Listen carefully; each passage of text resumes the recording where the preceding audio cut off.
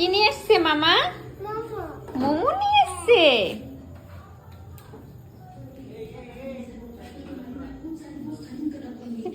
দেখো ঋষিকার মোমো নিয়ে এসছে। আর কি কি নিয়ে এসছে?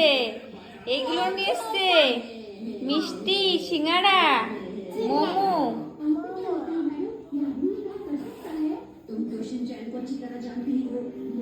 খাবে তো তুমি?